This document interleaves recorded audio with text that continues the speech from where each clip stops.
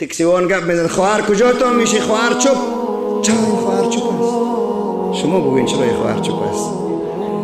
این خواهر خدا را فراموش نکرده. این دکاندار هستن، اون خواهر رو دیدید میه پیشتان، هم با ایجابش میه هم به ایجاب. 5 متر تکه بیتی خلاص. خواهر در کجا میشینین؟ خواهر چوب است.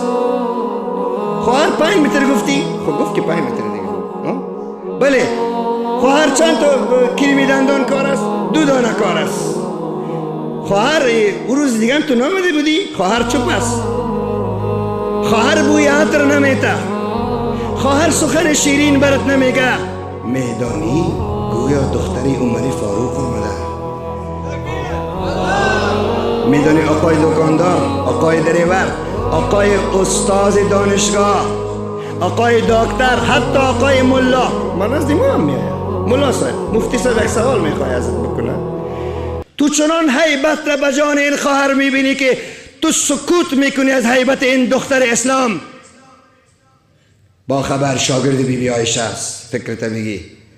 با خبر نواسه گویا فاطمه زهرا به خانه تو آمده. وقتی که تیر میشه به خانه نور میباره، بگو الله اکبر. بله این همان خواهری است که الله را فراموش نکرده.